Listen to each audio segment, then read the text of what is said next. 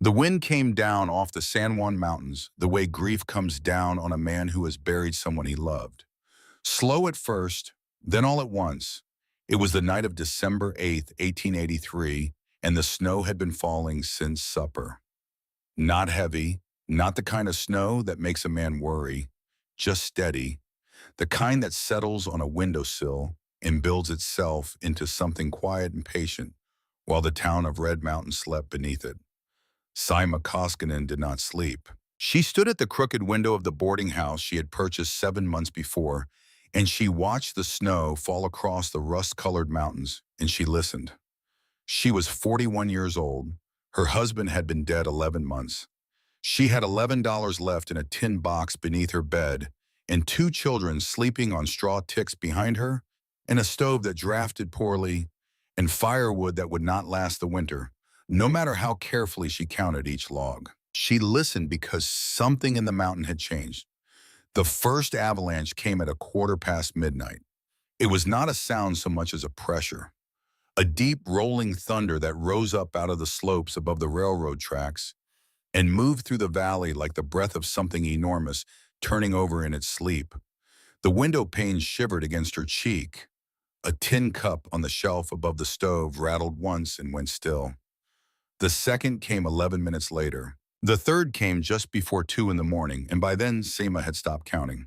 She stood at the window with her hand pressed flat against the cold glass, and she understood with a particular clarity that comes to women who have already lost everything once that the only road out of Red Mountain had just been buried under 20 feet of snow and broken timber and stone. She did not wake the children. She did not cry. She simply turned from the window and walked to the kitchen corner, and she knelt on the plank floor and she pulled the tin box out from its hiding place beneath a loose board. $11, two silver coins, and a folded bill so worn it felt like cloth. She counted it the way she had counted it every night since May. Then she put it back and she banked the fire low and she sat down at the crooked table with her hands folded in front of her, and she waited for morning. She had been waiting for this night since the day she arrived, 7 months earlier. The freight wagon had climbed for 2 days through passes that narrowed until the sky became a blue ribbon overhead. Sima had ridden in the bed of the wagon with her children pressed against her on either side, her daughter Lena on the left, her son Carl on the right, in a single trunk containing everything the three of them still owned in the world. At 11,000 feet, the air thinned and Lena's nose began to bleed. It bled for 6 hours. Sima held a rag to her daughter's face and spoke to her in the language of her own childhood, the old Finnish words her grandmother had used during storms in Ostrobothnia, and Lena closed her eyes and did not complain because Lena was 8 years old and had already learned that complaining was a thing that belonged to other children in other lives. Carl did not speak at all. He had not spoken since the day the telegram came from Michigan. The telegram that said Jonas Koskinen had been killed in a collapse at the Calumet Copper Works. The telegram that did not say that Jonas had been left beneath the fallen timbers for 3 days before anyone bothered to dig him out, because the copper company had been busy assessing the cost of a full excavation, and a dead fin was not a cost they were eager to absorb. The telegram that did not say that when the company's agent finally arrived at Sima's door, he had brought with him a document and a pen, and he had offered her $60 in passage back to Minnesota if she would only sign her name at the bottom of the page. A paper saying she held no grievance. A paper saying the Calumet Works owed her nothing. Sima had looked at the document. She had looked at her son, who had not spoken since the telegram. She had looked at her daughter, whose hands had not stopped shaking, and she had not signed. She had taken the $60 for passage, and she had walked out of that company office with her back straight and her children's hands in hers, and she had boarded a freight wagon south instead of a train east, because she had heard there was a boarding house for sale in a place called Red Mountain, Colorado, and a boarding house was a thing a widow could run. The wagon brought her to the valley on a bright afternoon in May, and the rust-colored peaks rose up on 3 sides of the town like the walls of a prison made of stone and snow. The willows along the creek had turned brown from the mine tailings upstream. The water ran orange, 200 souls lived in Red Mountain in summer, Sema was told, working the Yankee Girl and the Gooston mines. In winter, that number dropped to 60, those too stubborn, or too poor, or too far gone to leave. The boarding house cost $52. Sima counted out the bills twice on the porch of the building, under the eyes of the woman who had owned it before her. The woman was named Ingeborg Thorvald. She was Norwegian, and her face had the hollow scraped quality of someone who had spent too many years in a place that took more than it gave. Ingeborg accepted the money. She looked at Lena and Carl, and she did not smile. She did not tell Saima to be careful. She did not offer any of the small kindnesses that one widow might offer another. She simply folded the bills into her apron and walked down the porch steps and climbed into the freight wagon that was waiting to take her north, and she did not look back. Saima stood on the porch with her children, and she watched the wagon disappear around the bend in the road, and she understood that Ingeborg Thorvald had been in too much of a hurry to leave that place to waste breath on advice.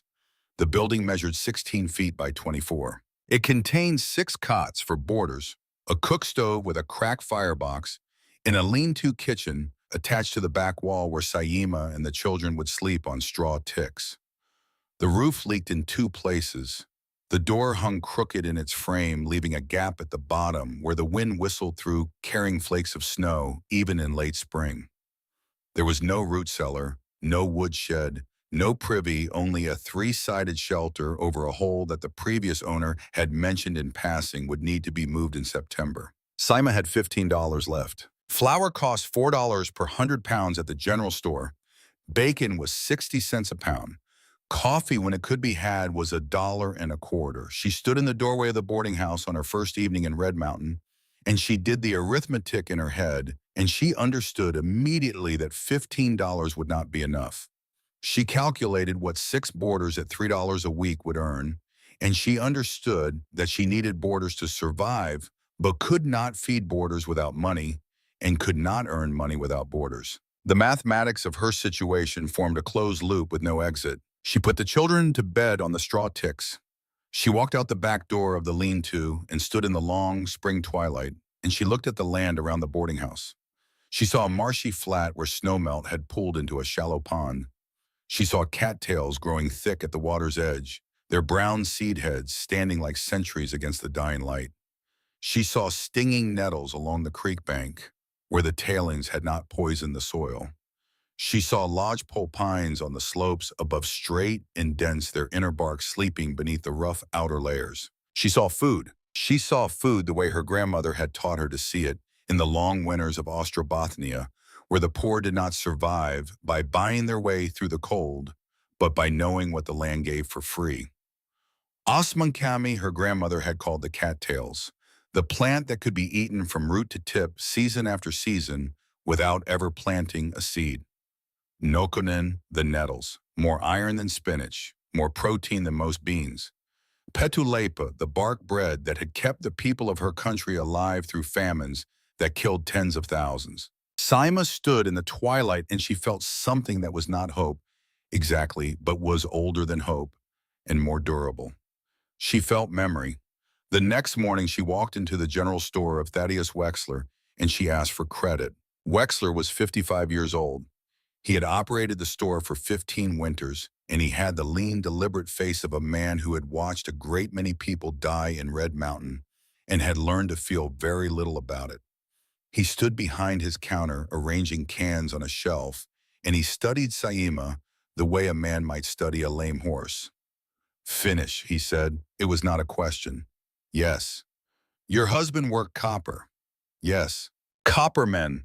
Wexler set down a can and picked up another. "Coppermen think they understand cold." He gestured toward the window where the peak stood white against the sky the color of slate. "They don't. Michigan cold is a child's tantrum. This cold is patient. It waits until January when you think you've won, when you've made it halfway through. Then it comes for you, 40 below, 50, wind that freezes spit before it hits the ground." "I need flour and lard," Saima said. "I can pay half now, the rest when my boarders arrive." "Boarders," Wexler smiled without warmth. "Mrs. Koskinen, I have watched 11 families arrive in Red Mountain in the years I have been here. Families with children. 8 of those families are now in the cemetery on the ridge. The other 3 left before their first winter ended. He put down the can. The men who survive in this valley are single men, strong men, men who work 16-hour shifts and sleep in company bunkhouses heated by company coal. They do not have children who need milk. They do not have wives who need doctors when the passes close. They do not run boarding houses. Then who ran the boarding house I purchased? Ingeborg Thorvald ran it for 2 years. She buried her husband in year 1 and her son in year 2. Diphtheria. The doctor was in Silverton. The pass was closed for 9 weeks. Wexler's voice carried no cruelty, only fact. She sold to you because she could not bear another winter in the building where her boy died. I would not have sold to you, Mrs. Koskinen, but I did not own it. Sima felt her children pressed against her skirt. Lena's small fingers were digging into the fabric of her dress. I need the flour and the lard, Sima said again. Wexler sighed. He measured out the flour himself, weighing it precisely, extending no generosity in the scale. You will need 8 cords of firewood to survive the winter, he said as he worked. At minimum, 10 would be safer. A strong man with a good axe can cut a cord in 2 days. You are not a strong man. You have no axe. And you have 2 children who cannot cut wood, cannot haul water, cannot do anything except consume resources and die if you fail to provide for them. He pushed the flour across the counter. That is not cruelty, Mrs. Koskinen. That is arithmetic. Come spring, when the pass is open, I will buy this building from whoever holds your note. I will give fair price. But I will not extend credit to a widow who will be dead by February. It is not personal. It is just poor business. Sima paid for the flour. She carried it back to the boarding house in silence. Lena and Carl trailing behind her, their small footsteps crunching on patches of snow that still lingered in shadowed places despite the calendar claiming May. That night, after the children were asleep, she sat at the crooked table and counted her money again. $11. She needed a cook stove repair, a door that sealed a woodshed, an axe, and food enough to feed boarders she did not yet have until they paid her money she could not yet spend. The mathematics remained impossible. But Saima had a stubbornness that was older than arithmetic. She had grown up in a country where winter lasted 7 months and where her grandmother had taught her things that Thaddeus Wexler, for all his 15 years in the San Juans, had never learned to see. She banked the fire. She climbed the narrow stairs to the small attic above the boarding house, holding a candle because she had decided that before she slept, that night she would inspect every square foot of the building she now owned. It was in the attic that she found the box. It was tucked behind a rafter wedged between the roof beam and a stack of old newspapers. A wooden box the size of a Bible, its lid held shut by a leather strap. Sima pulled it free. She carried it down to the kitchen and set it on the table, and she opened it by the light of the single candle. Inside was a notebook bound in oilcloth. The handwriting was Norwegian. Sima had learned Norwegian as a girl, the way any child of the Baltic coast learned the languages of her neighbors, and she read slowly, turning each page with care. It was Ingeborg Thorvald's journal. The entries began in the spring of 1881 and ended in the autumn of 1882, and they were not ordinary entries. Ingeborg had written about plants, about the cattails in the pond, about the nettles along the creek, about the inner bark of the lodgepole pines on the slope above the town. She had drawn maps, careful detailed maps showing where each plant grew thickest, where the best harvesting could be done, where the roots could be dried on flat rocks that caught the afternoon sun. Ingeborg had known. Sima turned to the last page of the notebook, and her hand stilled on the paper. The final entry was written in a different hand than the earlier ones, shakier. The ink had run in places as if the page had been wept on while it was being written. I knew all this. I knew it before my boy got sick. My grandmother in Bergen taught me the same things your grandmother probably taught you if you are reading this. I knew the nettles would have kept him strong. I knew the rose hips would have kept the bleeding sickness from his gums. I knew, and I was afraid. I was afraid of what the men in this town would say. I was afraid to be called a squaw woman. I was afraid to be laughed at, and my boy died because I was afraid of being laughed at. Whoever finds this notebook, do not be afraid the way I was afraid. Please, do not let the laughter kill another child. Saima sat at the table for a long time. She looked at her children sleeping on their straw ticks in the corner of the kitchen. Carl's small hand was curled against his cheek. Lena's dark hair had spilled across her pillow the way her father's had once spilled across the pillow they had shared in a cabin in the Upper Peninsula of Michigan, in a life that already felt as though it had belonged to a different woman. She closed the notebook. She did not weep. She did not speak. She simply tucked the notebook into the apron of her dress and walked to the back door of the lean-to and stepped out into the cold spring night, and she looked at the marshy pond where the cattails grew. She would not be afraid. She walked into the cold water on the first morning of June, and the muck sucked at her boots, and her skirts grew heavy, and the leaves of the cattails cut her hands where she gripped them. But when she pulled the first root from the mud, thick as her wrist, dense with stored starch, she felt something she had not felt since the telegram arrived from Michigan. She felt possibility. Ruth Callahan, no, Cordelia Halstead came to the pond in late June. Cordelia ran the other boarding house in Red Mountain, a larger building better maintained, consistently full of miners who could pay.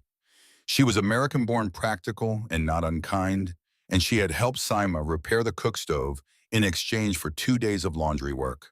She stood at the edge of the pond, now watching Saima haul roots from the muck, her expression caught between pity and bewilderment. "You are pulling swamp grass," Cordelia said. "Cattails. The roots are food." Saima held up a thick rhizome, muddy and dripping. Her knuckles were bleeding. "My grandmother made flour from these. You dry them, then pound them, then sift." Saima. Cordelia's voice carried the careful patience of someone addressing a person she suspected had lost her mind. "You can buy flour at the store with money. I have $11. Then you need boarders, not—" Cordelia gestured at the pond, the basket, the mud climbing up Saima's skirts. "Not whatever this is. I need to serve until the boarders come, and I need food for when they arrive. Food I cannot afford." Saima waded deeper, reaching for another root. "So I will make food that costs nothing." "It costs your dignity." Cordelia lowered her voice. She glanced back toward the town where a few men were moving between the saloon and the hoist house of the Yankee girl. "People are talking Saima. They are calling it squaw work. Wexler told the men at the Yankee girl that you have been grubbing in the mud like a—" She stopped herself. "Like a digger," Saima finished. "I know the word. It is not just talk. Obadiah Ashford has been asking questions about your deed, about whether you have proper title, about whether a foreign woman without a husband can legally hold property in the territory of Colorado." Saima's hands stilled in the water. "Obadiah Ashford ran the Guston mine. He owned 3 buildings in Red Mountain, including the saloon, and he had made no secret of wanting to own more. The boarding house lot sat on the main road convenient to both mines. If Saima failed, or if she could be removed, the property would be available." "What kind of questions?" "The kind that suggest he would prefer you were not here." Cordelia folded her arms against the mountain shell. "Saima, I am trying to help you. Forget the swamp roots. Come and work for me. I will pay $1 a day for kitchen help. You can save through summer. And in the fall, I will have enough dried food to feed my family through the winter without buying from Wexler, without credit, without debt." Saima climbed out of the pond. Her basket was heavy. Her boots squelched. Her dress was ruined. "My grandmother survived winters that killed thousands. She survived because she knew what the land gave freely when everyone else only knew what they could buy. I will do the same." Cordelia shook her head slowly. "Your grandmother lived in Finland. This is not Finland. The cattails do not know that. Neither do the nettles. Neither does the pine bark." "Pine bark?" Cordelia's expression shifted from concern to alarm. "You are eating tree bark." "Not yet. I am drying it for winter." "Saima, People will think you have gone mad. People can think what they like. Saima hoisted the basket onto her hip. It weighed 30 pounds. Her arms ached. Her hands bled. And somewhere behind her, she knew Cordelia Halstead was already composing the story she would tell at dinner about the widow who thought she could survive the San Juans on swamp grass and tree bark. Come February, Cordelia, when the passes are closed and the flour runs low, they can explain to their empty stomachs how sane they were. She walked back to the boarding house without looking back. The confrontation came 2 weeks later. It came in front of the saloon in the long, dust-colored light of a July evening, and it came because Obadiah Ashford had decided that Saima Koskinen had been allowed to walk the streets of Red Mountain too long without being reminded of her place. He was waiting for her when she came down from the slopes with a basket of stripped pine bark. He stood on the boardwalk outside the saloon with half a dozen of his miners around him, and his voice carried across the main road loud enough to reach the shopkeepers 2 doors down. "I have seen Indians eat better than that woman feeds herself," Ashford said. "Root grubbing, bark scraping. It is not Christian work. It is not even civilized work." The men around him murmured agreement. "And those children," Ashford's voice carried. "2 young ones living in that shack eating swampweed. If that is not grounds for the territorial authorities to intervene, I do not know what is." "She has no husband," one of the miners offered. "No income to speak of," Ashford said. "No visible means of support except grubbing it in the mud. In any proper town, those children would be placed with a family that can provide for them." "The orphanage in Denver," someone said. "The orphanage, yes. Better than starving in a shack while their mother goes mad from the altitude." Saima set down her basket on the boardwalk. She did not raise her voice. She did not quicken her step. She walked across the dust of the main road with the slow, deliberate pace of a woman who had already rehearsed this meeting in her mind, and she stopped at the foot of the boardwalk and she looked up at Obadiah Ashford, and the men standing around him fell silent. "Mr. Ashford," she said, "you own the Gustin mine." Ashford smiled. He was a large man, well-fed, wearing a coat that cost more than Saima's entire summer earnings. "I do." "How many men have died in the Gustin since you took ownership?" The smile flickered. "Mining is dangerous work." "7." Saima's voice was level, almost pleasant. "I asked at the assay office. 7 men dead in 3 years. I have the names: Olav Lindgren killed in the cave-in of April 1881. His widow Ingrid went to Denver. Their daughter Margaret went to an orphanage in Greeley. Einar Strand killed by a dropped hoist cable in July of the same year. No wife. Axel Jorgensen killed in a gas pocket in October. 3 children all scattered to relatives in Iowa and Minnesota. Bjorn Halverson. Mrs. Koskinen. Bjorn Halverson killed in a rockfall in February of 1882. His wife Anna attempted to collect his back pay. Your company refused. She walked out of Red Mountain with 40 cents and 2 children, and I do not know what became of her. I went to the assay office, Mr. Ashford. I asked. The clerk was very helpful. Ashford's face had gone a color that was not quite red and not quite white. You expanded the Gustin onto the claims those men had been working, Saima said. After they died, their widows were gone. Their claims became yours. Those claims were legally purchased. I am sure they were. Saima looked past him at the miners standing around him. Several of them worked the Gustin. Several of them she could see had stopped murmuring agreement. I came to Red Mountain with $11, Mr. Ashford, but I came knowing exactly who you are. I did not come to this valley out of desperation. I came because I had read your name in a newspaper in Duluth in an article about the death of Axel Jorgensen, and I wanted to see with my own eyes the kind of man whose mind kills Scandinavians faster than the winners do. The boardwalk was silent. My children eat weeds, Saima said. Your workers eat scurvy. In the spring, Mr. Ashford, we will see whose diet was madness. She turned and walked back across the dust of the main road. She picked up her basket of pine bark. She carried it back to her drying rack behind the boarding house, and she began without hurry to spread the strips out in the long summer light. Behind her, the boardwalk stayed silent for a long time before Obadiah Ashford laughed a forced, uncomfortable sound and said something about crazy foreigners that his companions echoed with less conviction than before. Lena was standing at the corner of the boarding house when her mother came back with the basket. She was 8 years old. She had watched the whole thing from the shadow of the porch. She looked at Saima with something like wonder. "Keep spreading the roads," Saima said quietly. "We have work to do." By the end of August, the lean-to kitchen had transformed into something between a pantry and an apothecary. Bundles of dried nettles hung from the rafters, 40 pounds by Saima's estimate. Jars of cattail flour lined the shelves alongside crocks of dried cattail shoots and bags of processed root fiber. Birch bark containers held rose hips dried and ready for steeping, and in the corner stacked like firewood lay strips of pine cambium. 200 pounds of inner bark harvested from fallen lodge poles on the slope above town, dried flat on the rocks behind the boarding house, waiting to be ground into the flour her grandmother had called petu. 300 pounds of dried food all told. It was more than enough Saima calculated to feed her family through the winter. It was more than enough to feed 6 boarders. It was, she thought, perhaps twice as much as any single household in Red Mountain could possibly need. She did not yet know how wrong that calculation would prove to be. Thaddeus Wexler stopped her on the boardwalk on the last day of August. The morning air had a bite in it that had not been there the week before.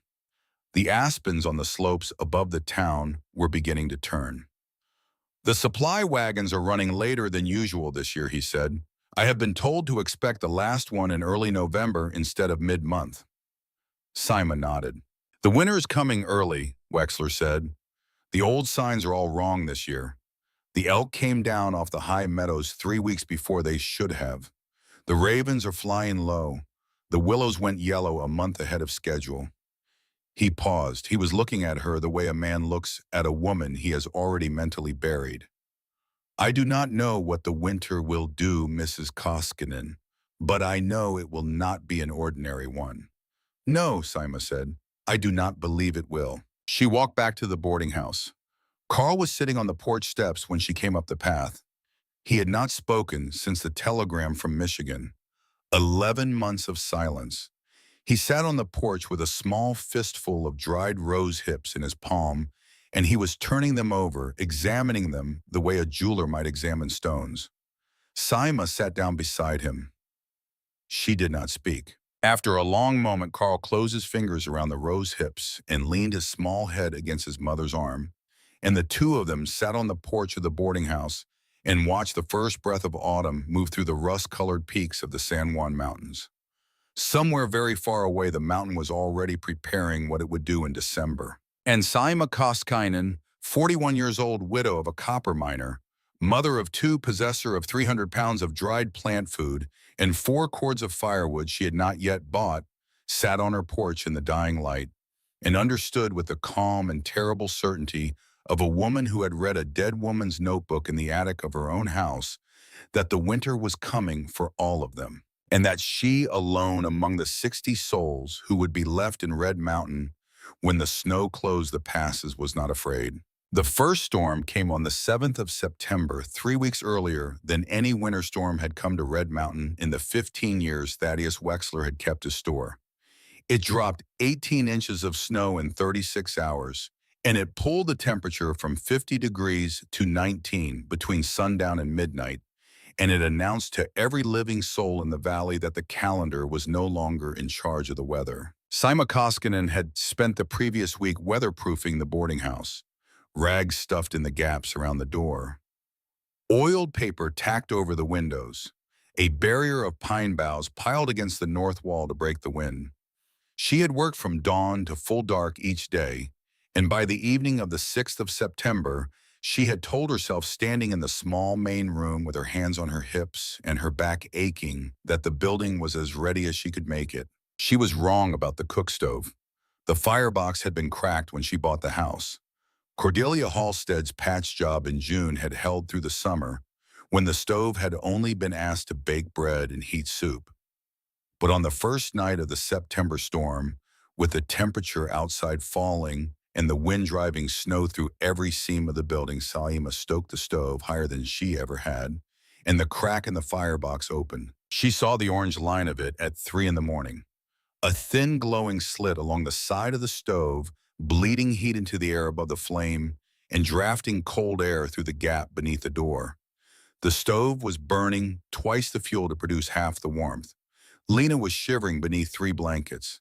Carl had curled into a ball against his sister's back, and his small breath was visible in the air above them. Saima stood at the stove with a wet rag in her hand, and she pressed the rag against the crack, and she understood that the 4 cords of firewood she did not yet own were going to be needed faster than she had calculated. The next morning when the storm broke, Magnus Bergstrom came to her door. He was a Swedish miner, perhaps 45, perhaps 50. It was hard to tell because men who worked the Yankee Girl aged in ways that did not follow ordinary calendars. He had a gray beard cut square across the bottom and hands the size of small shovels, and he stood on Saima's porch with his hat in one fist and a careful look on his face. "Mrs. Koskinen," he said, "I have heard that you are in the market for cordwood." "I have no money for cordwood, Mr. Bergstrom." "Ah!" Magnus turned the hat over in his hands. "That is unfortunate, because I have a problem. I cut too much wood this summer. My own woodshed is full. The shed at Mrs. Halstead's boarding house where I am staying has no room for what I have left over. I am going to have to give it away or leave it to rot in the weather." Saima looked at him. "How much?" "4 cords." Magnus did not meet her eyes. He was looking down at the porch boards at the snow blown into the corners. "It is already split, already seasoned. Pine mostly, good hot wood. I would let it go at half price rather than see it spoiled. $2 a cord, $8 the lot. As a favor to me." Saima had $8.40 to her name. She understood exactly what was happening. Magnus Bergstrom had not cut too much wood. Magnus Bergstrom had cut precisely what a miner in a rented room needed for his own winter. He was offering her charity, and he was disguising it as commerce because he had come from a country where a widow's pride was a thing to be handled with care. She did not challenge him. $2 a cord is fair," she said. "If you are certain you cannot use it yourself." "I am certain." "Then I will take the 4 cords." Magnus nodded once. He put his hat back on his head.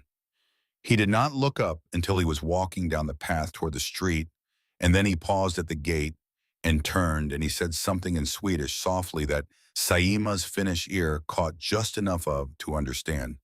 "Min morsa alltid att man måste hjälpa en änka."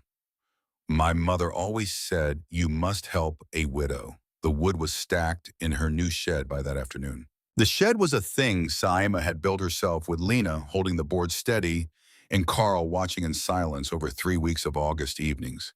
It had cost her $2 in nails and scrap lumber from the back of Wexler's store. It was ugly and slightly crooked, and the roof was not quite level, but it would hold 4 cords of firewood. And that night when Saima stood in the doorway and looked at the wood stacked against the walls, she felt something that she had not felt since May. She felt that she might live. That night in the pages of the family Bible she kept on the small shelf beside her bed, Saima began a list. The list was short. It contained the names of people who had helped when helping had cost them something. She wrote the first name at the top of a page near the back of the book in careful block letters because she did not want anyone to have to squint. Magnus Bergstrom. She did not know when she might repay the debt. She knew that she would remember. October came, and with it, the first trickle of miners looking for winter rooms. The summer crews were heading south down towards Silverton and Durango, and the warmer altitudes before the passes closed for good. But a core of men always stayed, the ones with claims to protect or debts to work off or nowhere else to go. 3 of them chose Saima's establishment. Not because she offered anything Thaddeus Wexler's boarding house could match, because she could not. Not because her rooms were better, because they were not. They came because her rates were lowest, and because her building sat closest to the Yankee Girl hoist house, and because a man who has worked 16 hours underground does not much care about the quality of the wallpaper in the room where he collapses at the end of a shift. The first was an American named Patterson. He was perhaps 35, dark-haired, clean-shaven, except for a mustache, and he carried himself like a man who had been a soldier once and had not yet figured out how to stop being one. The second was a German named Gruber. He was older, perhaps 50, with a round face and a gentle way of speaking that did not match the size of his shoulders. The third was a man who called himself Olmsted and claimed to be Canadian, but who spoke with an accent that Saïma Azir placed somewhere much further east in Quebec. She did not press him on it. A man who had come to Red Mountain in October was entitled to any name in any country he wished to carry into the winter. They paid $2.50 a week each for a room and 2 meals a day. 2 meals a day for 3 grown men, plus her 2 children, plus herself, required more food than Saïma had anticipated. The cattail flour began to disappear faster than she had planned. The dried nettles went into every soup. The wheat flour she had purchased in summer 60 pounds, meant to last until spring, was already down to 40 pounds by the 3rd week of October. But the men ate without complaint. Gruber in particular seemed fascinated by her cooking. He held up a piece of cattail flatbread at the table one evening, and he turned it toward the lamp, and he studied it the way a man might study a coin he had never seen before. "This bread," he said. "What is in it?" "Flour," Saïma said. "From the marsh." Gruber stared at the bread, then he looked at her. "The cattails. You make flour from the cattails." "The roots, dried and ground." Gruber took another bite. He chewed slowly, thinking. "In Bavaria," he said, "my grandmother made bread from acorns when times were hard. Eichelbrot, we called it. People said it was pig food, but we survived winters that killed others." He finished the bread and reached for another piece. "This is not pig food, Mrs. Koskinen. This is clever food." Patterson snorted from the other end of the table. "Clever food is beef and potatoes," he said. "This is what you eat when you cannot afford beef and potatoes." "Then it is clever," Gruber said, "because she cannot afford beef and potatoes, and yet she eats." Patterson had no response to this logic. The second twist of the autumn came on a cold evening in late October, and it did not come in the form of a storm or a stranger or a threat. It came in the form of Saïma's own daughter sitting on the edge of a straw tick in the lean-to kitchen with a pair of sewing scissors in her hand. Saïma had come home late from the slope above town. She had been gathering the last of the pine cambium before the heavy snows locked the bark up for the season, and she was tired. Bone tired, the kind of tired that a woman of 41 feels in her knees and her lower back when she has spent a long day climbing. She came through the back door of the lean-to with her basket on her hip, and she saw Lena sitting on the edge of her bed in the yellow light of a single candle, and she saw the scissors, and she saw what her daughter was doing. Lena had cut off one of her braids. It was lying on the straw tick beside her, a thick golden rope of hair as long as the child's forearm, and Lena was lifting the scissors to the second braid when Saïma came through the door. "Lena!" The child froze. She looked up at her mother with the expression of a small creature caught in a trap, and her hand did not lower. The scissors hovered beside her other braid, the blades half open. "Lena, what are you doing?" Lena did not answer. Saïma set down her basket. She crossed the small room and sat on the straw tick beside her daughter, and she took the scissors gently from Lena's hand, and she set them on the floor. "Lena, tell me." "Mr. Wexler gives $3 for hair like mine." The child's voice was very small. She did not look up. "He gives it to the ladies at the general store who send it east to the cities. He said he would give me $3 for both braids. I already have the first one. I was going to give you the money tomorrow for flour. He said we could use more flour. He said you were running low." Saïma could not speak. She sat very still on the edge of her daughter's bed, and she looked at the severed braid lying on the straw tick in the candlelight, and she understood with the kind of understanding that arrives in a single breath and changes the shape of a person's ribs, that her 8-year-old daughter had been carrying a part of the weight of the winter on her own small shoulders for weeks, perhaps months, without being asked to and without being permitted to speak of it. Saima picked up the braid. She held it in both of her hands. It was still warm from the child's head. The hair was the exact color of Jonas Koskinen's hair. The hair Saima had run her fingers through on the last morning. He had walked out of their cabin in Michigan the morning before the collapse at the Calumet Works, when he had turned at the door and kissed her on the forehead and told her that he would be home in time for supper. He had not come home in time for supper. Saima Koskinen had not wept in front of her children not once in 11 months. She had not wept at the telegram. She had not wept at the company office when the agent had slid the release across the desk. She had not wept in the freight wagon coming down from Duluth, and she had not wept on the porch of the boarding house when Ingeborg Thorvald had driven away without looking back.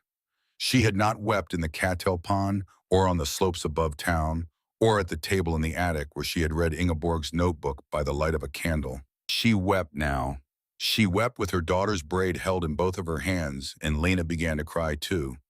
Not because she was frightened, but because she was 8 years old and she had never seen her mother cry, and the sound of it broke something in the child that needed to be broken in order to be put back together. Saima pulled her daughter into her arms. She held her for a long time. "You will never," she said, "never again sell any part of yourself for this family. Do you hear me, Lena? You will never." "But Mama, no, I am the mother. I am the one who feeds this family. You are the child. Your only work is to grow. Your hair is not for sale." "I already took the money, Mama. I already bought the flour. It is under the porch. I was going to surprise you." Saima held her daughter tighter. She had the strangest thought. She thought that her grandmother, who had survived the famine of '66 in Ostrobothnia, who had buried 2 of her own children and kept 3 others alive on pine bark and boiled nettles, would have understood exactly what Lena had done and would have wept exactly the way Saima was weeping now. Not from sorrow alone, from recognition. The child had understood before her mother had told her what it meant to be a Koskinen woman. The child had already become what Saima had been trying to protect her from becoming for another 10 years at least. The winter had come for her daughter early, and her daughter had met it with a pair of scissors. "Your braid will grow back," Saima said into her daughter's hair. "It will grow back long. And one day when you are an old woman, you will tell this story to a child of your own, and she will understand what it is to love a family. But you will never cut your hair again for money, Lena. You will never." "Yes, Mama. The winter is mine to carry. Do you understand?" "Yes, Mama." That night, Saima took the severed braid and wrapped it in a clean cloth and placed it at the bottom of her trunk beneath the folded shawl that had belonged to her mother beneath the small wooden box that held Jonas Koskinen's wedding ring. She did not know why she kept it. She only knew that she could not throw it away. The flour Lena had bought lasted 11 days. November came and it came hard. The temperatures began to drop in the first week. By the 10th, the ponds had a skin of ice that held a man's weight at the edges. By the 15th, the aspens on the slopes had shed the last of their yellow leaves, and the willows along the creek were bare and black. And the wind that came down from the red mountain peaks at night carried the particular dry cutting edge that every San Juan winter carries in its teeth. On the 23rd of November, the last supply wagon of the season arrived from Silverton. Thaddeus Wexler had sent word ahead to every household in Red Mountain, be at the store by noon on the 23rd, because the wagon would unload and turn around the same day, and there would not be another until the passes opened in the spring. What a man failed to buy on the 23rd, he would not buy again until April. Maybe May. Maybe later if the snow came hard. Saima walked to the store at 11:30 with her boarder's first month of rent money tied in a cloth inside her apron. The store was already crowded when she arrived. Minor shopkeepers' wives, the 1 or 2 families who still had children in Red Mountain. The prices Wexler had chalked on his slate behind the counter were not the prices that had been there in October. Flour $7 per 100 pounds. Up from 4, bacon 90 cents per pound, up from 60. Coffee, $2, up from $1.25. Cordwood, $14 per cord, up from 10. Saima stood in front of the slate with her cloth of coins in her hand, and she did the arithmetic in her head, the same arithmetic she had been doing every day for 6 months, and she understood that her margin had just been cut in half. Mrs. Koskinen. Wexler stood behind the counter. He looked at her with the expression of a man who knew exactly what the chalk numbers meant to her and who felt no particular guilt about it. Supply and demand, he said. The pass will close any day now. What is in this store is what we will have until April, maybe May depending on the snow. I need 2 cords of wood. That is $28. I have 14. Then you have 1 cord. I need 2, Mr. Wexler. I have 3 boarders and 2 children. My current supply will not last past New Year's at current burn rates. Then you need $28, Mrs. Koskinen. Or you need to burn less. The second is free. The first is not. Saima held his gaze. She did not look away. She did not blink.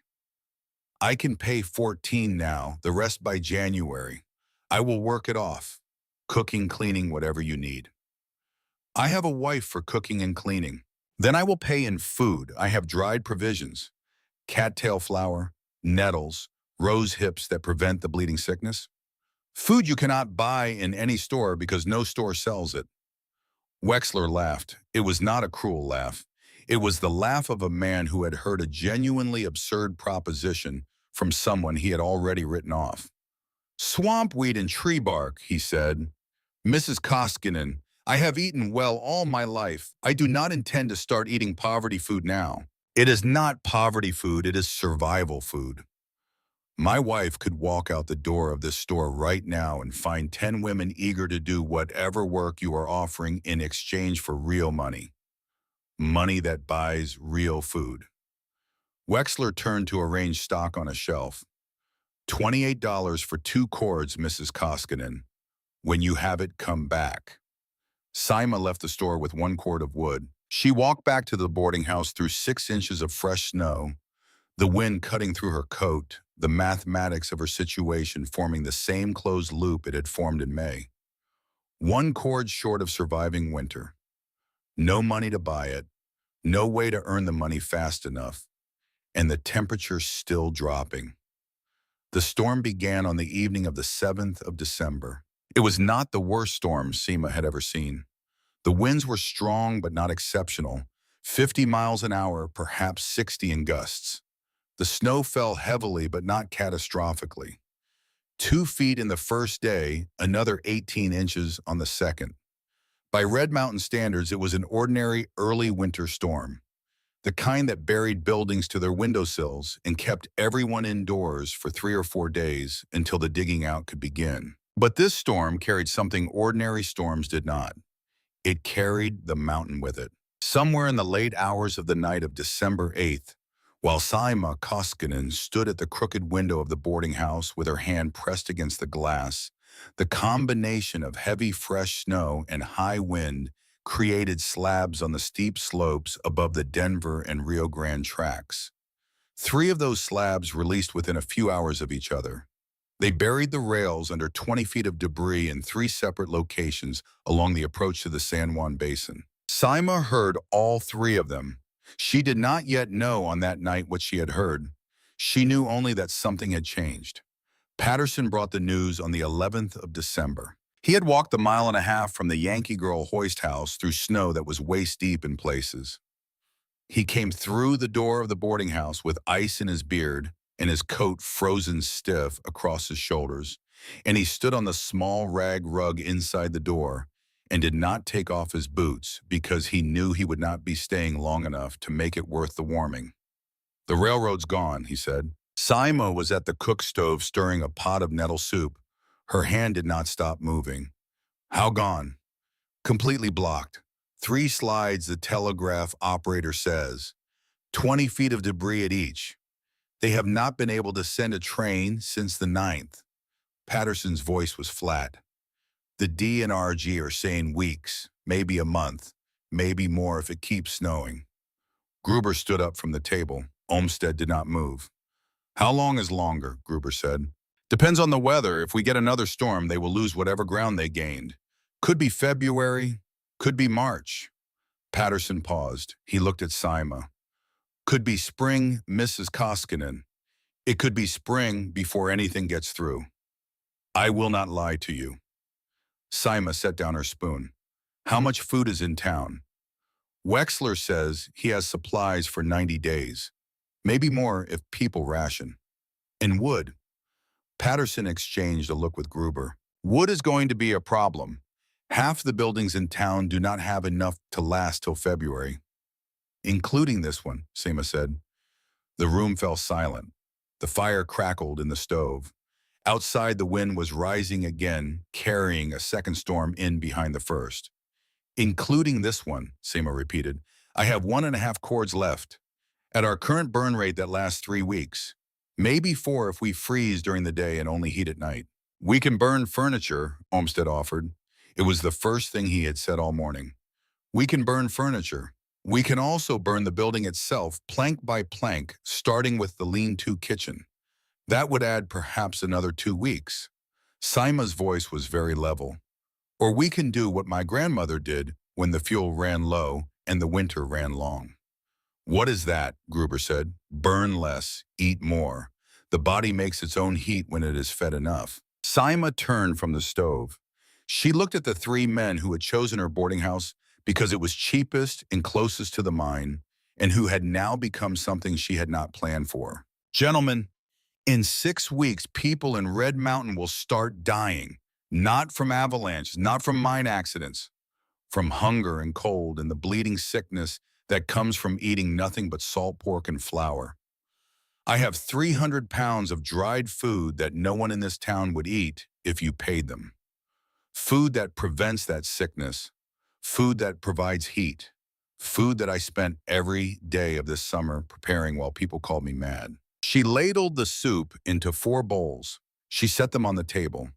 We are going to survive this winter, she said, all of us in this building.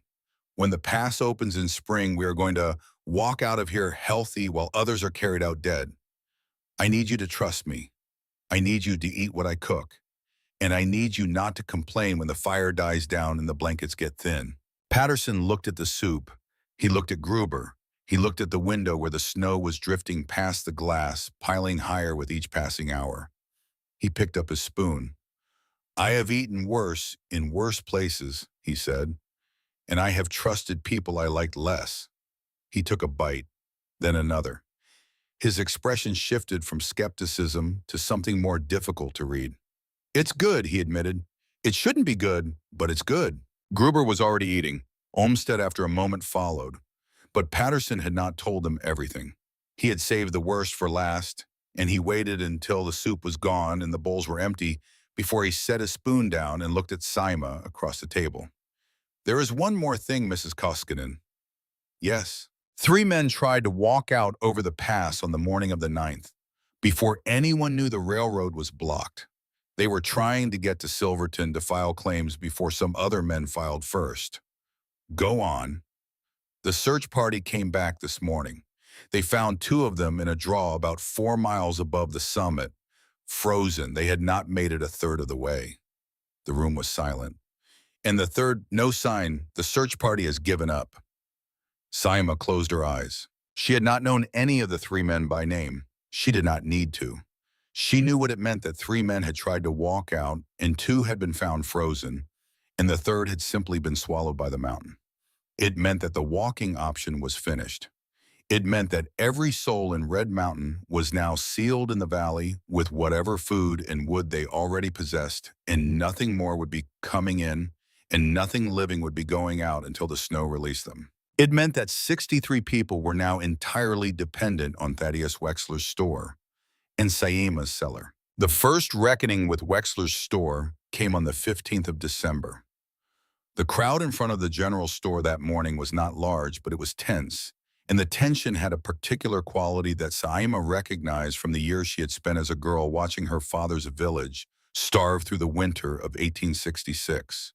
The quality of people who had begun to understand each alone and in private that the numbers were not adding up, and who had not yet admitted it to one another. Thaddeus Wexler stood on the front porch of his store with his slate in his hand, and he addressed the crowd in a voice that tried to sound like fact and managed only to sound like a man who was about to confess something. "I want to be straightforward with you all," he said. "My supplies on hand will not last 90 days. I said 90 yesterday. I had not done the final accounting. The final accounting was done last night. My supplies will last at strict rationing for 58 days." Somewhere in the crowd, a woman made a sound that was not quite a scream. "58 days takes us to the middle of February." Wexler continued.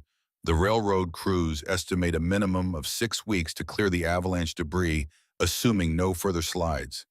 That is 30 days past my supply." "You told us 90, someone called out. "I was trying to prevent panic." "I am telling you the truth now." "You lied." "I was wrong." Sima stood at the back of the crowd with her hood pulled low. She watched Wexler's face. She watched the faces of the men and women around her. She watched the calculation ripple outward through the crowd, the silent private math as each person added up what they had and subtracted what they would need and arrived at the same answer. It was not going to be enough. Not for all 63 of them. "There will be rationing," Wexler said. "Strict rationing, beginning tomorrow. Each household will receive an allotment based on size. There will be no sales above the allotment. None. What about people who cannot pay? Those will be handled case by case. I will extend some credit, but I cannot extend infinite credit to everyone. The supplies are not infinite." Sima did not stay for the rest of the announcement. She walked back to the boarding house through the snow, and she climbed the steps of the porch, and she went inside, and she stood in the small main room and looked at the rafters where her bundles of dried nettle hung, and she understood that the arithmetic had just changed again. She had prepared to feed her family and perhaps her boarders. She had not prepared to feed a town. But what choice, she thought, did she have? Obadiah Ashford moved 2 days after Wexler's announcement. He did not come himself. He sent 3 men from the Gooston. One of them, a foreman Sima recognized, and 2 others she did not, and they came to her porch in the middle of a bright, cold morning with a sheaf of papers in a leather folder. The foreman did the talking. "Mrs. Koskinen, Mr. Ashford has asked me to inform you that there is a question of title on this property, a question that he believes under the circumstances needs to be addressed now rather than in the spring." "What question?" "A note of indebtedness was taken out against this boarding house in 1881 by Mrs. Thorvald, the previous owner. That note was never fully satisfied. Mr. Ashford acquired the note from the original holder last month. He has asked us to serve formal notice that if the underlying debt is not paid in full, by the 1st of January, he will proceed with foreclosure proceedings." "What debt?" $214. Saima stared at him. She had paid Ingeborg Thorvald $52 in full on the porch of the boarding house in May. Ingeborg had accepted the money. Ingeborg had folded it into her apron and climbed into a freight wagon and left town. There had been no mention of any note. There had been no mention of any debt. "I do not owe any $214, Sima said. "The note runs with the property, Mrs. Koskinen. Whoever holds the title holds the debt. Mrs. Thorvald did not tell me about any note. That is unfortunate, but it is not Mr. Ashford's concern." The foreman held out the papers. His face was carefully neutral. The 2 men behind him were looking past her into the interior of the boarding house, measuring it with their eyes. Sima did not take the papers. She was not going to take them. She was going to tell this man that he could carry his papers back to Obadiah Ashford and tell Obadiah Ashford that she would see him in whatever court was still sitting in the territory of Colorado in the middle of a blizzard, and she was going to do it with her voice perfectly level because she had learned in 7 months in Red Mountain that her voice was the only weapon she had that no one could take from her. She opened her mouth to speak, and Thaddeus Wexler came up the porch steps behind the 3 men from the Guston, and he said in a voice that carried, "That note was satisfied on the 10th of November. I have the cancellation in my safe. Gentlemen, you are trespassing on Mrs. Koskinen's property. Saima turned. Wexler was standing at the top of the steps in his long black coat. He had a leather folder of his own under his arm. He was not out of breath, but he had clearly walked fast from the store, and his face beneath the brim of his hat was set in an expression Saima had never seen on it before. The foreman from the Gooston looked at Wexler. Mr. Wexler, this is a private matter between Mr. Ashford and Mrs. Koskinen. It is not private. It is a matter of public record.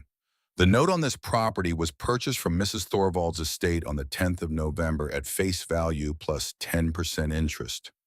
The buyer was myself. I had the cancellation recorded at the assay office the same afternoon. I have the receipt in this folder. If you would like to examine it, you are welcome to. The foreman did not move. Mr. Ashford's purchase of the note would have been the 19th of November. Then Mr. Ashford purchased air, because the note was already canceled on the 10th. Wexler opened his folder. He took out a single sheet of paper and held it where all three of the men from the Gooston could see it. Saima saw the corner of her own name on the document written in a clerk's hand. Mr. Ashford may have paid good money to someone for a canceled note, Wexler said, but he does not have any legal claim on this property. None. I recommend that you gentlemen leave Mrs. Koskinen's porch before I send for the territorial marshal. The foreman looked at the paper. He looked at Wexler.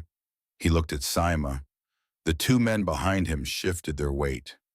Mr. Ashford will want to hear this directly, the foreman said at last. Then go and tell him. Good day, gentlemen.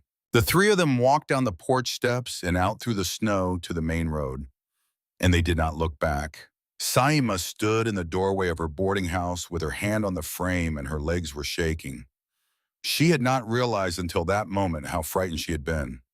The fear was coming out of her now in a slow, cold tremor that started somewhere under her ribs and moved outward into her hands. Thaddeus Wexler turned to her. Mrs. Koskinen. Why? He did not answer at first. He stood on her porch in his long black coat, holding the leather folder, and he looked at her with an expression that was not the expression of the man who had told her in May that she would be dead by February. It was the expression of a man who had changed his mind about something and who was not yet ready to explain why. I will leave this copy of the cancellation with you, he said. You should keep it in a safe place. Obadiah Ashford does not give up easily. He will try again. Mr. Wexler, why did you buy the note? That is not a question I am prepared to answer today, Mrs. Koskinen. You told me in May that I would be dead by February. Yes, I did. You told me you would not extend credit to a woman who would be dead by February. I remember. Wexler handed her the paper. He did not meet her eyes. He turned and walked down the porch steps, and he paused at the gate, and he looked up at her one more time. There will come a day this winter, Mrs. Koskinen, when I will need to speak to you about something else. I would ask you to remember on that day that this conversation happened first. And then he was gone. On the 19th of January, Cormac McBride died in his bunk at the Gooston Company bunkhouse. He was 63 years old. He had worked hot copper in Arizona before coming to Red Mountain. He had spent the winter eating salt pork and beans from Wexler's store, supplemented by coffee and occasional hardtack, and he had refused in the most public possible terms the two occasions on which he had been offered a jar of rose hips from Saima's shelves. I will not eat squaw food, he had told the men at the Yankee Girl in November. Not while I still have teeth in my head. His bunkmates found him in the morning. His body was curled into a ball. His limbs contracted, his face frozen in an expression that suggested his last hours had not been peaceful. Dr. Ephraim Pierce, who had been passing through Red Mountain on his way to Durango, when the passes closed, examined the body and pronounced the cause as scurvy complicated by heart failure. His connective tissue was dissolving, Pierce told the small crowd gathered outside the bunkhouse. The collagen that holds the body together, without vitamin C, it simply stops being made. The body falls apart from the inside. Vitamin C, someone repeated. What is that? Something in fresh fruits and vegetables. Something in... Pierce paused.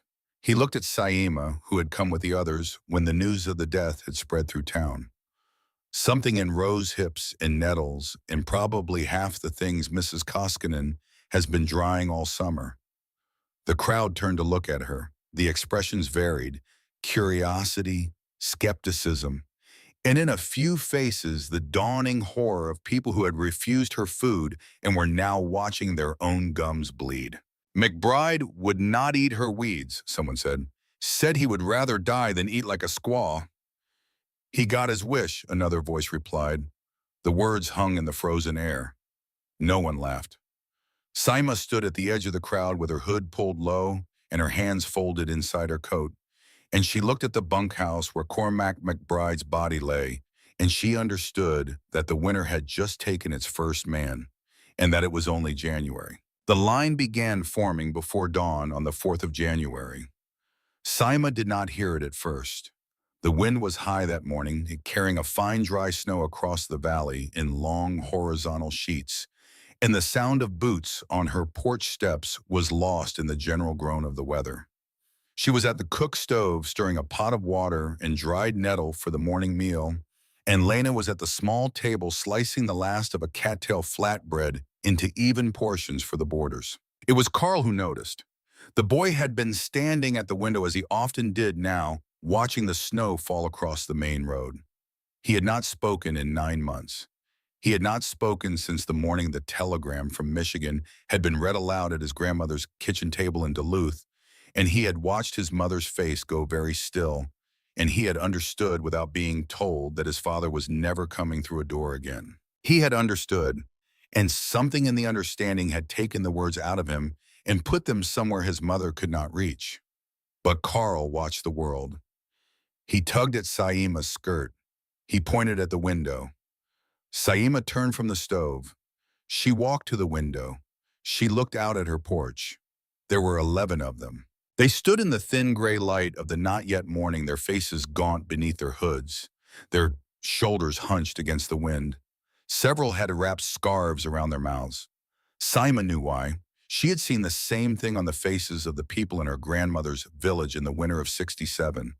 They had wrapped their mouths because their gums had begun to bleed. At the back of the line, taller than the rest, stood Thaddeus Wexler. Saima did not speak. She walked to the small door of the lean-to pantry, and she opened it, and she began carrying out her jars. She carried them one at a time. The rose hips, the dried nettles, the small bags of cattail flour she had portioned out the night before, as if she had known without knowing that this morning was coming. She set up a table at the front of the main room. She opened the door. The first woman through was the wife of a miner named Holloway. She had 3 children and a husband who worked at the Yankee Girl, and her face, when she stepped into the warmth of Saima's boarding house, had the particular grayness that Saima had seen on Cormac McBride's body 2 weeks before. I do not have much money, Mrs. Koskinen. What do you have? 40 cents and a pair of wool socks my husband never wore. The socks are fine. Keep the 40 cents. Saima measured out a portion of rose hips, 3 times what she would have sold for 40 cents in October. She measured out a small bag of dried nettle and a smaller one of cattail flour, and she pressed them all into Mrs. Holloway's hands. Steep the rose hips in hot water 3 times a day. Make your husband and your children drink it. The bleeding will stop within a week. The teeth will tighten in 2. Mrs. Holloway tried to say something. She could not get the words out. Go home, Saima said gently. Your children are cold. She did the same for the next and the next. She did not set prices. She asked each person what they could afford, and she accepted whatever they offered. And when the offering was nothing, she gave them the food anyway. And she told them to come back when the pass is open and settle up in the spring. By the time Thaddeus Wexler reached the front of the line, the sun had come up over the red mountain peaks, and the light through the window had turned from gray to the pale gold of a San Juan winter morning. Wexler did not meet her eyes. I need rose hips, he said.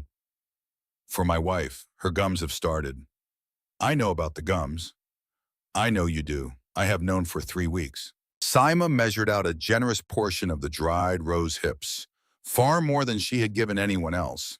She placed the small cloth bag on the table between them, and she did not push it toward him. She waited for him to look up. Steep them in hot water. Make her drink the tea 3 times daily. Tell her to eat the hips after she drinks the tea. Do not waste any part of them. How much? What can you afford? Wexler reached into the pocket of his long black coat. He pulled out a $5 gold piece. He set it on the table beside the bag of rose hips. Then he reached into the other pocket, and he took out a folded sheaf of papers. He placed the papers on the table beside the gold piece, and he pushed them slowly across the worn wood toward Saima's hand. What is this? Saima said. The original note on this building, the one your Mrs. Thorvald took out in 1881. Saima looked at the papers. She did not pick them up. You told me you bought it on the 10th of November. I did. You told Ashford's men it was canceled. It is canceled. The cancellation is written on the second page, in red ink, by the clerk at the assay office on the afternoon of the 10th in my presence. The note is a worthless piece of paper now, but I thought you should have it. Wexler's voice had changed. It had the quality of a man who had rehearsed what he was about to say and who had realized, standing in a line on a porch in the cold, that the rehearsal had not helped. Obadiah Ashford was buying up notes in the fall, not just on your building, on 4 other buildings in Red Mountain, small ones, widows' houses, places where the owner had gotten behind on a payment 5 years ago and never caught up. He was going to wait for a hard winter. He was going to let those people run out of wood, run out of food, run out of will, and then he was going to foreclose in March when they were weakest, and he was going to buy the whole lot of them for nothing. How do you know?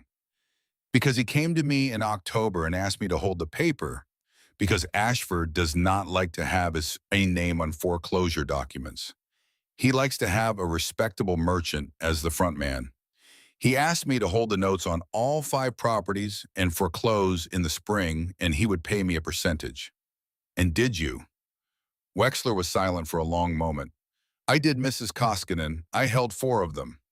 4. 4. I foreclosed on one in November. A man named Bergen, widower, 2 children. He could not pay.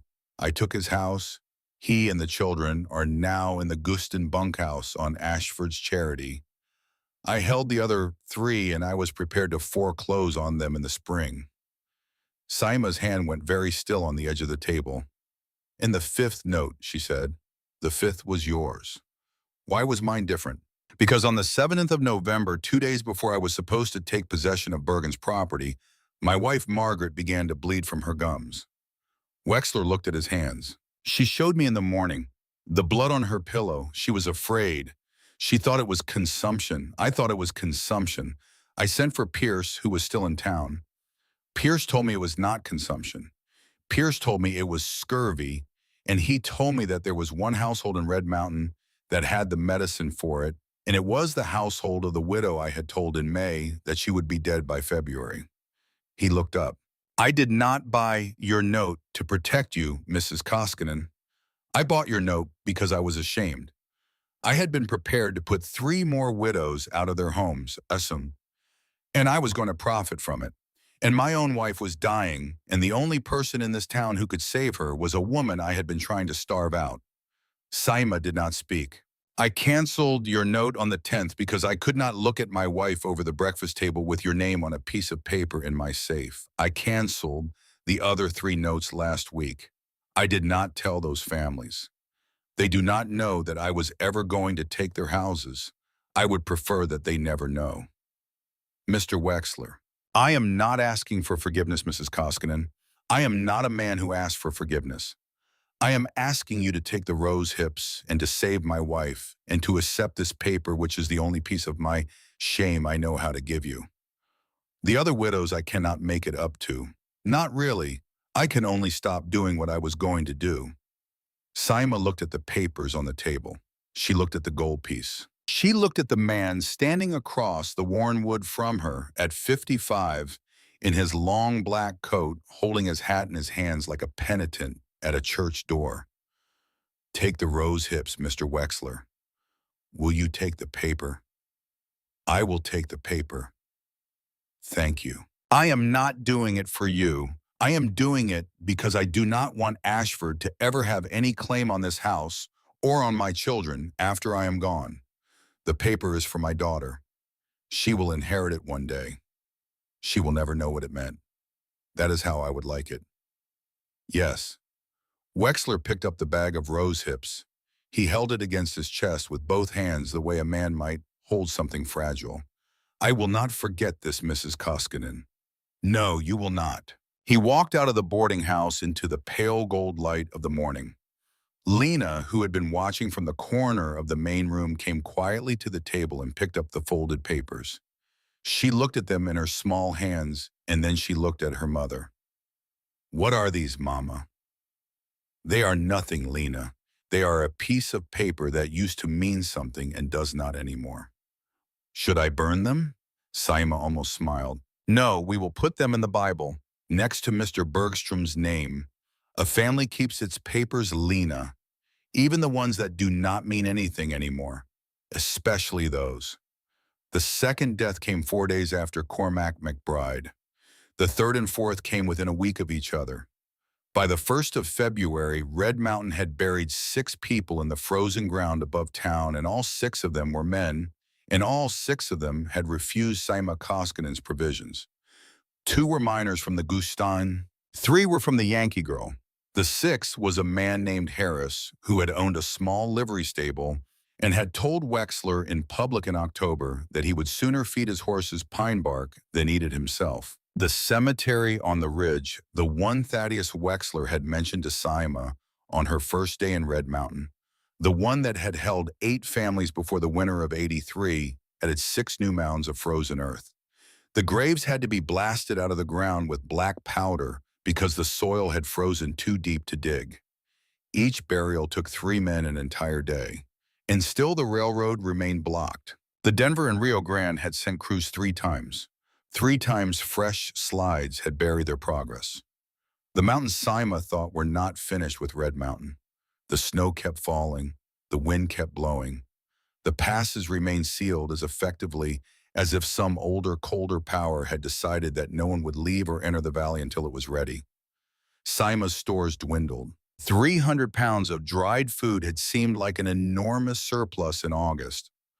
By the 1st of February, feeding not 5 people, but often as many as 25 in a day, she had perhaps 80 pounds left. At the rate she was giving it out, that was 3 weeks of survival. 4 if she cut the portions. She cut the portions. She did not tell anyone she had cut them. Carl fell ill on the 9th of February. It began with a cough. Dry. Persistent. The kind of cough that could mean nothing or could mean everything in a place where the doctor was a stranded stranger and the nearest pharmacy was buried under 20 feet of avalanche debris. By evening, the cough had deepened. By midnight, Carl was burning with fever. His small body radiated heat that seemed impossible given how cold the building had become. Saima had been rationing wood for weeks. The fire burned low during the day, lower at night, barely enough to keep the water bucket from freezing solid. She had accepted the cold as necessary. Warmth cost fuel. Fuel was running out faster than food. But now with Carl shivering despite his fever, his breath coming in shallow gasps that fogged the air above his pillow, Saima understood that her careful calculations had failed to account for one variable. A sick child needed warmth, sustained warmth, for days, perhaps a week. The kind of warmth that burned through cordwood like fire through paper. She had half a cord of wood left. Dr. Pierce came when Lena ran through the snow to fetch him. He examined Carl with hands that shook from the cold. He listened to the boy's chest with a stethoscope that had to be warmed against his own skin before it would function. Pneumonia, Pierce said, or heading that way. His lungs are congested. The fever is trying to fight it, but...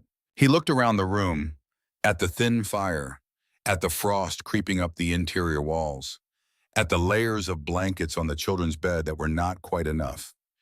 He needs heat, Mrs. Koskinen, sustained heat, for days, possibly a week. I have half a cord.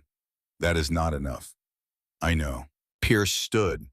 He was young, perhaps 25, and Saima could see in his face the particular anguish of a man who had been trained to heal and who had found himself in a place where healing was often impossible. There might be wood available. Wexler had some in reserve. Ashford's people have been burning furniture from the empty buildings. But there might be... Wexler's reserve is for his wife. She is getting better, but she is not strong. Ashford will not sell to me at any price. Let me ask Wexler. Dr. Pierce? Yes. I want you to tell me the truth. If I do not find wood, what happens? Pierce looked at the boy on the bed. He is small, Mrs. Koskinen. His lungs are small.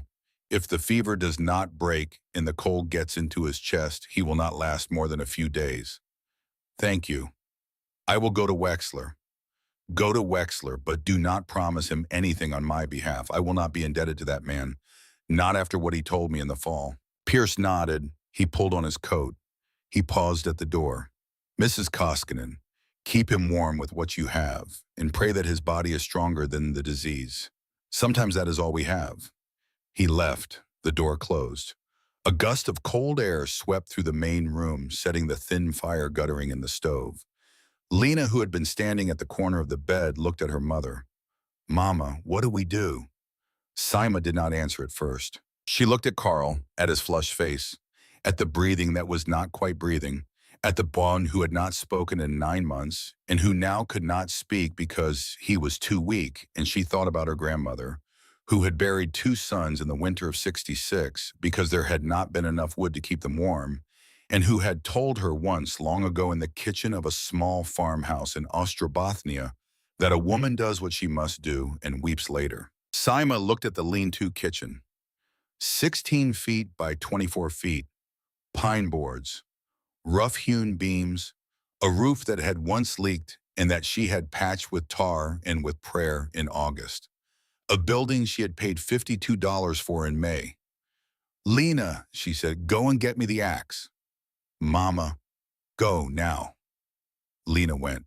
Saima stood by the bed where her son was burning, and she put her hand on his forehead, and she spoke to him in Finnish, the language of her own mother, the language she had not used with either of her children since before Jonas had died, because it had been Jonas's language too, and it had hurt too much to say the words. I will not lose you, Carl. I will not lose you. Your mother will burn this building down to the last board before she lets you go. Carl opened his eyes. 9 months of silence. 9 months of the hollow watching expression of a child who had learned that the world contained things too large to be survived. He looked at his mother in the thin firelight of the main room, and his small cracked lips moved. Äiti. It was the Finnish word for mother. Saima's breath caught in her throat. Carl. Äiti, älä itke. Mama, do not cry. The boy's voice was very small. The fever made it weaker than it would have been. But the words came. Osman Kamet puhuivat minulle. The cattails spoke to me. They said they will help us. They said that is what they are for. Saima sank to her knees beside the bed. Her forehead came down against her son's small burning hand. She did not trust herself to speak for a long moment. Lena came back with the axe. She stood at the doorway of the lean-to kitchen, and she saw her mother kneeling, and she saw Carl looking up at the ceiling with his eyes open, and she heard her brother's voice for the first time since May, and she did not need to ask what had happened. She was 8 years old. She understood. She walked across the main room and set the axe down on the table beside her mother.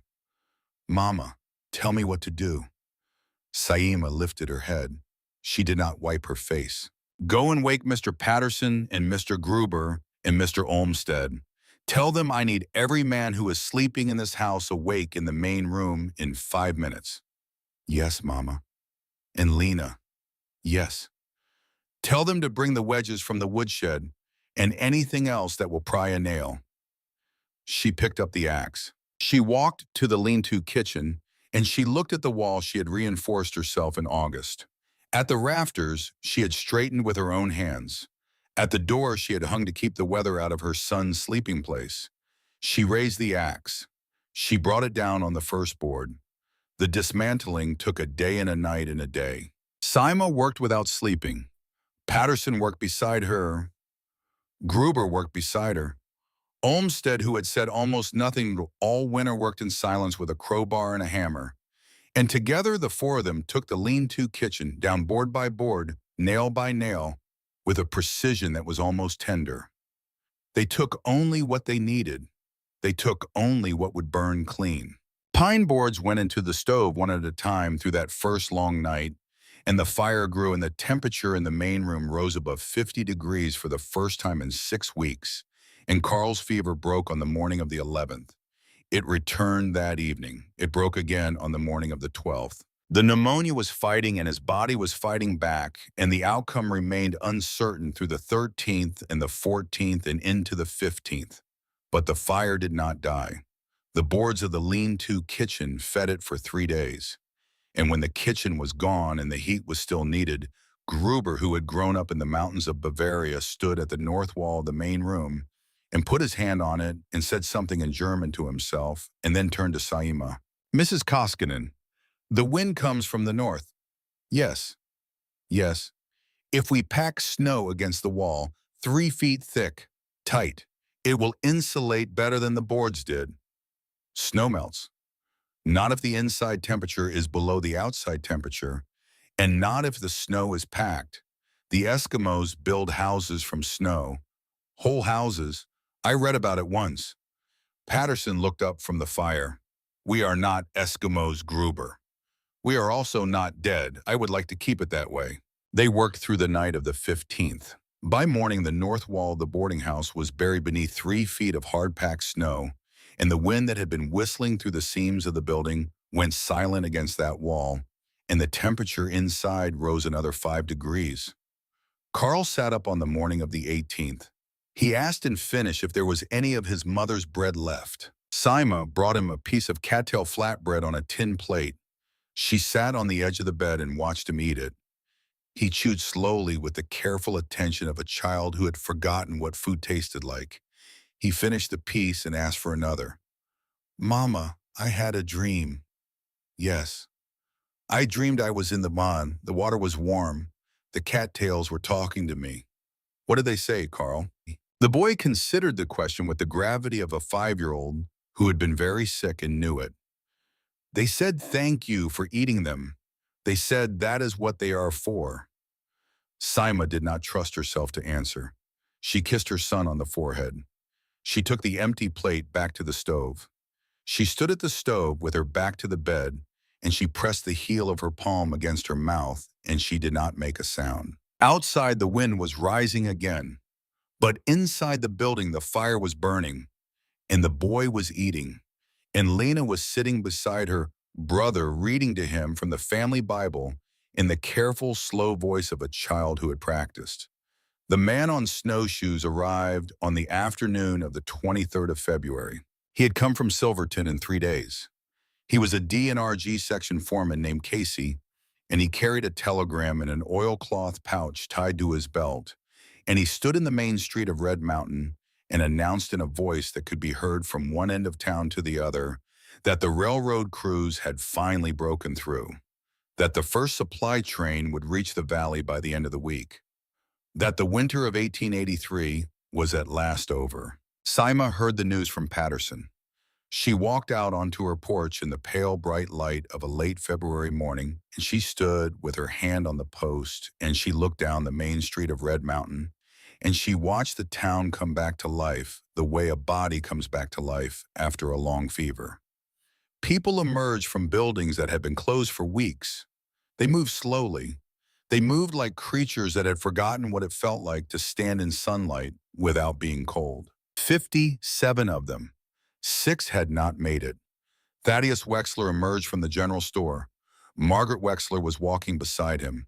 She was pale and thin, and she walked with the careful gait of a woman whose body was still learning how to hold itself together. But she was walking.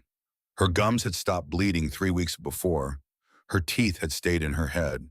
She would live to see another summer. Wexler crossed the muddy street to Saima's porch. He stood at the foot of the steps. He looked up at the dismantled half of the boarding house. at the snow packed against the north wall, at the thin smoke rising from the chimney of the main room where there was no longer a lean-to kitchen attached at the back. You burned your own kitchen to keep your boy alive. I burned what I had to burn. Your own kitchen. He shook his head slowly. Mrs. Koskinen, I have lumber in the back of the store, enough to rebuild what you took down, enough to repair whatever else needs repairing, before summer. Mr. Wexler, it is not charity. You have given my wife her life back. I do not know how to price that. I know how to price lumber. Then I will accept the lumber, and when it is built, I will teach you about the cattails and the nettles and the pine bark. I will teach anyone who wants to learn. I do not need to be taught. Everyone needs to be taught, Mr. Wexler. That is the whole point. Your children might survive you. Their children might come here looking for silver. The mountains will still be here. The snow will still come. And someday someone will be trapped the way we were trapped. And they will need to know what the land gives freely. That is worth more than lumber. That is knowledge that saves lives. Wexler looked at her for a long moment. I will have the boards here by the end of the week, he said. He turned and walked back toward the store. Cordelia Halstead came that afternoon. She brought a pot of soup. She had made it from provisions Sima had sold her 6 weeks before. Nettles and cattail flowers stretched thin with melted snow.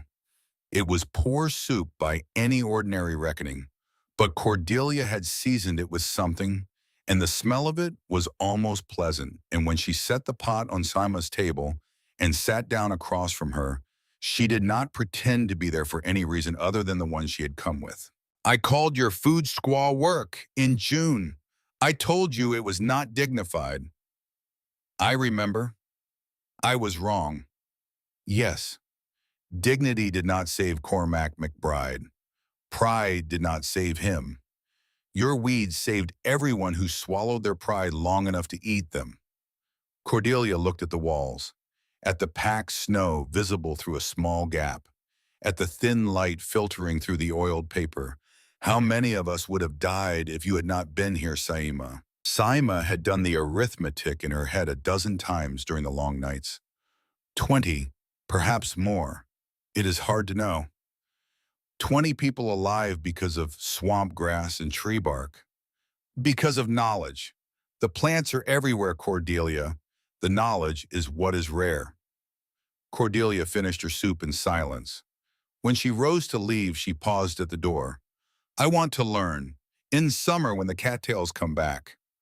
I want you to teach me. I will. And I will pay you. You will pay me by teaching someone else. When I am gone, when you are old, when the next generation needs to know. That is how knowledge survives, Cordelia, not by hoarding it, by spreading it until it cannot be lost. Obadiah Ashford did not come for a long time. He came on a cold, bright afternoon in the first week of March when the snow was still deep, but the sun had begun to have weight in it, and the first supply train had been and gone, and the telegraph lines were back up, and the town was starting to remember how to be a town again. He did not come with hat in hand. Men like Ashford did not come with hat in hand. He came in his long coat with his shoulders squared, and he stood on Saima's porch, and he asked a question that cost him something to ask. The bark flower, how does it work? Saima could have made him beg. She could have reminded him of every insult, every threat, every time he had suggested that her children belonged in an orphanage in Denver. She could have refused him entirely. Let him figure out for himself in the spring how to strip cambium from a lodgepole pine, how to dry it, how to grind it into something edible. But that was not how her grandmother had taught her. That was not how you kept knowledge alive. The inner bark only, she said, the layer between the wood and the outer bark. You strip it in spring when the sap is running, or in fall after the first row, you dry it flat, then you grind it. Mix it 1:4 with wheat flour for bread, 1:3 for flat cakes. And it prevents the bleeding sickness. It prevents scurvy, yes. The Sami people in the north of Finland have known this for 3,000 years. Ashford absorbed this the way a man writes figures in a mental ledger. The miners will need to know if we are ever cut off again. Teach them. Teach everyone. I am not a teacher, Mrs. Koskinen. I am a mine operator. Then find someone who can teach and pay them to do it. Build a drying shed. Hire women to harvest nettles and cattails through the summer. Create a reserve that does not depend on railroads or supply wagons or anything that an avalanche can block. Sima stepped closer to him. You wanted me gone, Mr. Ashford. You wanted my land and my children and my failure. To prove that your way was the only way. Your way killed 6 men this winter. My way kept 57 alive. If you are as intelligent about survival as you are about silver, you will learn from that. Ashford's face reddened.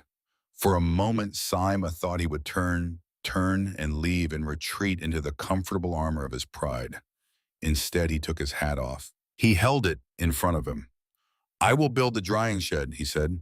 I will hire whoever you recommend. At fair wages, you will tell them what to gather and how to preserve it, and my name will not be on the door. Your name will be on the door.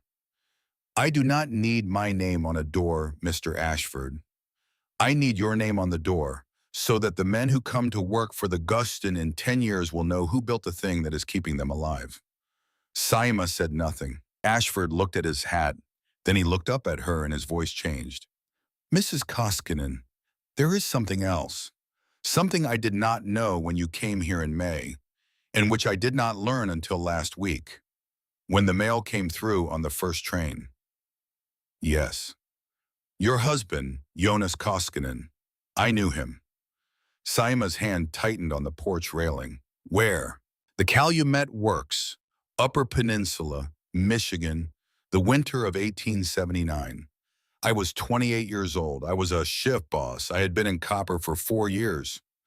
Ashford's voice was level, but it was not the voice he had used on the boardwalk outside the saloon in July.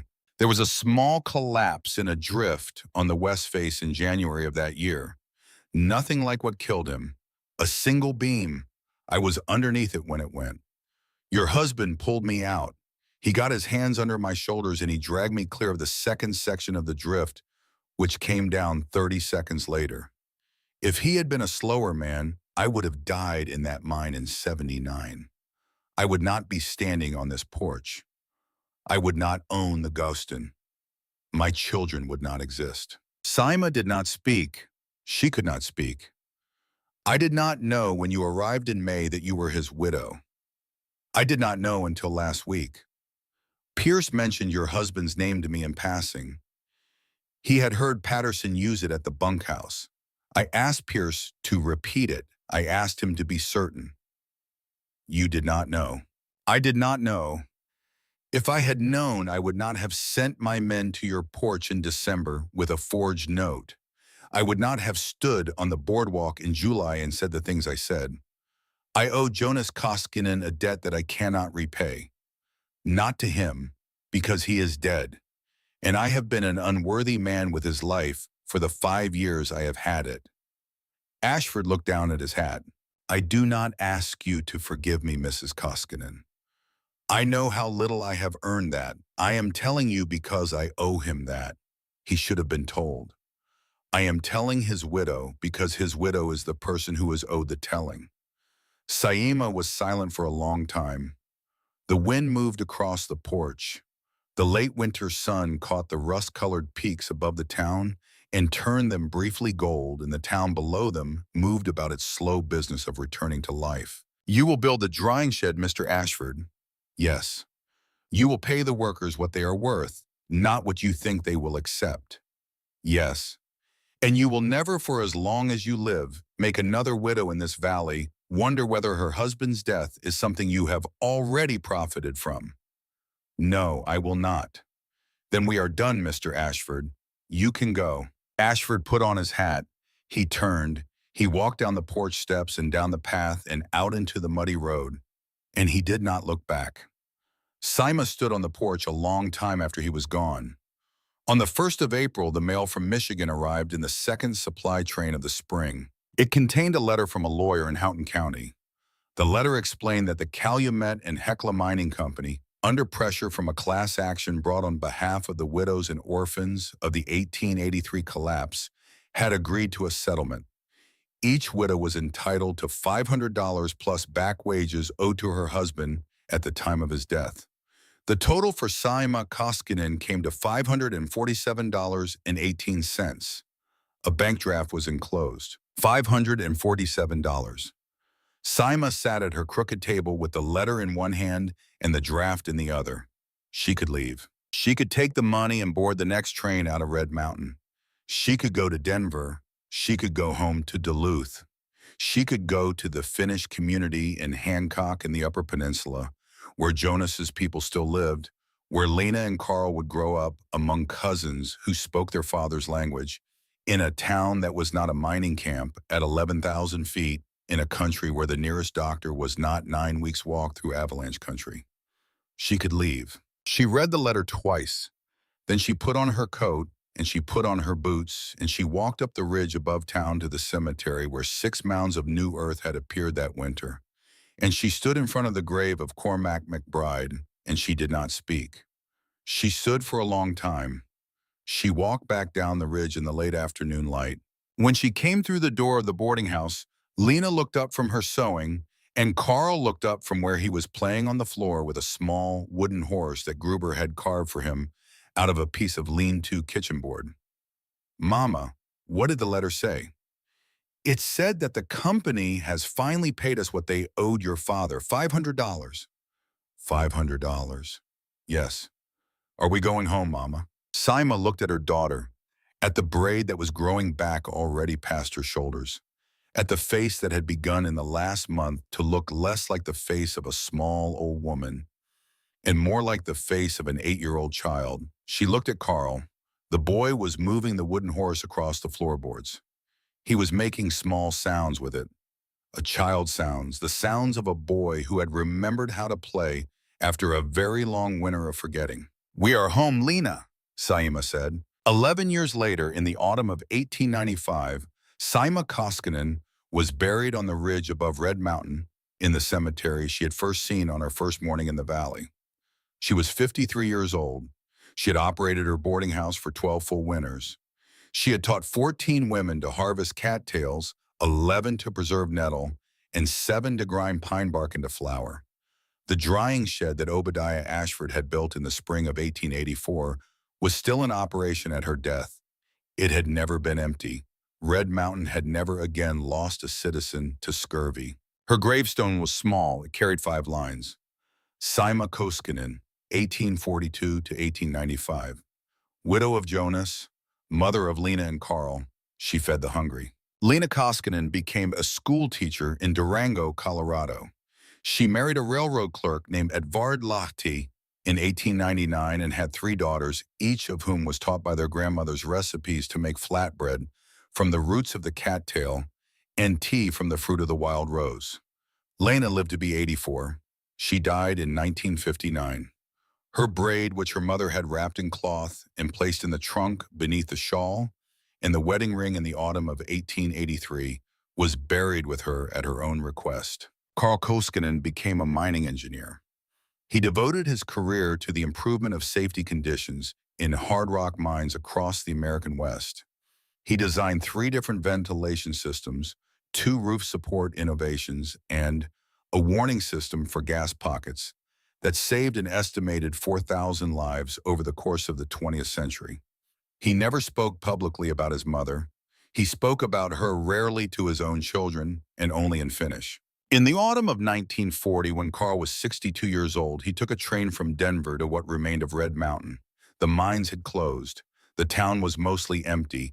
The Yankee Girl head frame had fallen in a storm the previous winter. A few families still lived in the valley, but the boarding house his mother had run for 12 winters was gone. It had burned in a fire in 1923. The cattail pond was still there. The marsh had dried partially because the mine tailings upstream had finally leached away and the water table had dropped.